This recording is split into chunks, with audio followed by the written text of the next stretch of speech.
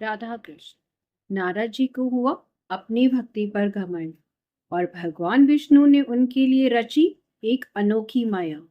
आइए सुनते हैं भगवान की माया। एक दिन नारद जी और भगवान विष्णु साथ साथ वन में जा रहे थे।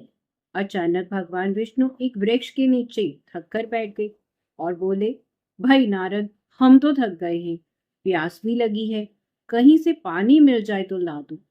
हमसे तो प्यास के मारे अब चला भी नहीं जाएगा, हमारा गला बहुत सूख रहा है। नारद जी तुरंत सावधान हो गए। उनके होते हुए भला भगवान प्यासी रहे? वो बोले, भगवान मैं अभी आया, आप थोड़ी देर प्रतीक्षा करें। और नारद जी ने दौड़ लगा दी। उनके जाते ही भगवान मुस्कुराए और अपनी माया को नारद जी को सत्य मार्ग पर लाने का आदेश दिया और माया शुरू हो गई। नारद जी थोड़ी ही दूर गए होंगे कि उन्हें एक गांव दिखाई दिया, जिसके बाहर कुएं पर कुछ स्त्रियां पानी भर रही थी। कुएं के पास जब पहुंचे तो एक कन्या को देखकर अपनी सुध-बुध ही खो बैठी। बस उसे ही निहारने लगे और ये भूल गए कि भगवान के लिए पानी लेने आए थे। कन्या भी समझ गई और जल्दी जल्दी जल का घड़ा भरकर अपनी सहेलियों को साथ लेकर अपने घर की ओर लपकी। नारद जी भी फटाफट पीछे पीछे चल दिए। कन्या तो घर के अंदर चली गई और नारद जी द्वार पर खड़े होकर नारायण नारायण कहकर अलग जगाने लगे। गृह स्वामी नारायण जी का नाम सुनकर बाहर आया। उसने नारद जी को तुरंत पहचान लिया।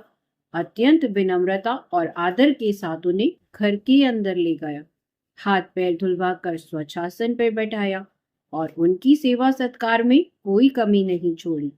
तब शांति के साथ उनके आगमन का कारण पूछा तो उन्होंने कहा, आपके घर में जो कन्या जल का घड़ा लेकर अभी अभी आई है, मैं उसके साथ विवाह करना चाहता हूँ।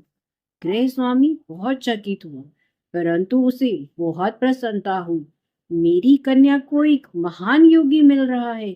उसने स्वीकृति प्रदान कर दी और नारद जी को अपने ही घर में रख लिया। 2-4 दिन बाद शुभ मुहूर्त देखकर कन्या का विवाह नारद जी के साथ कर दिया और उन्हें ग्राम में ही उतनी धरती का टुकड़ा दे दिया कि खेती से आराम से इन दोनों का जीवन बसर हो सके। अब नारद जी के बिना एक खूंटी पर ही टंगी रहती और सारा दिन सिर्फ खेती बाड़ी में ही ध्यान रहता। अपनी पत्नी के आगे नारायण नारायण जाप तो क्या, वह तो स्वयं नारायण को ही भूल गए। कभी हल चलाते, कभी पानी देते, कभी बीज बोते और कभी निराई गुड़ाई करते। जैसे जैसे पौधे बढ़ते उनकी प्रसन्नता बढ़ती और ऐसे तो उनकी खुशी का पारावार ही ना दिखता। फसलें वर्षों वर्ष पकती कटती गई और अनाज के गोदाम भरते गए। नारद जी की गृहस्थी भी बढ़ती गई। 3-4 लड़के लड़कियां भी हो गए। अब नारद जी को एक क्षण की भी फुर्सत नहीं थी। हर समय पालन पोषण और पढ़ाई लिखाई में लगे रहते। अचानक एक बार बहुत वर्षा हुई। कई दिनों तक बंद ना होने के कारण बादलों की गरज और बिजली की कड़क ने सबके मन में भय उत्पन्न कर दिया। मूसलाधार वर्षा ने ग्राम के पास बहने वाली नदी में बाढ़ की स्थिति ला दी और किनारे तोड़कर नदी उफन गई। चारों ओर पानी के कच्चे पक्के मकान ढहने लगे। सब पशु डूबकर मर गए। अनेकों अनेक व्यक्ति मर गए। गांव में त्राही त्राही मच गई। नारद जी क्या करें? जो थोड़ा बहुत कीमती सामान था उसे अपनी गुठड़ी मुठड़ी में बांधा और बच्चों को लेकर घर से बाहर निकले। पानी का बहाव अत्यंत तेज था। पता भी नहीं चल रहा था कहाँ गड्ढा है कहाँ टीला। नारद जी ने ठोकर खाई और गठड़ी बह गई। कैसे पकड़ते? दोनों हाथों में तो बच्ची और पत्नी थी। सोचा, जैसी हरी इच्छा, फिर कमा लेंगे। कुछ दिनों बाद पत्नी भी एक गड्ढे में गिरकर मर गई और गोद में बच्चा पानी में बह गया। ये क्या, धीरे धीरे सबके सब मरते जा रहे हैं। बचे कौन? केवल नारद जी। रोते रोते बुरा हाल हो गया है। हृदय में पत्नी और बच्चों की याद से कलेजा फटा जा रहा है। सारी गृहस्थी उजड़ गई है। बेचारे क्या करें, अपने भाग्य को कोस रहे हैं। तभी नारद जी को भगवान की याद आती है और याद आते ही मस्तिष्क में प्रकाश फैल जाता है। सब कुछ याद आ जाता है। वो यहाँ किस लिए आए थे और कहाँ फंस गए हैं। ओहो, भगवान तो प्रतीक्षा कर रहे होंगे। मैं तो उनके लिए जल लेने आया था और यहाँ गृहस्थी बसा बैठा। वर्षों बीत गए हैं।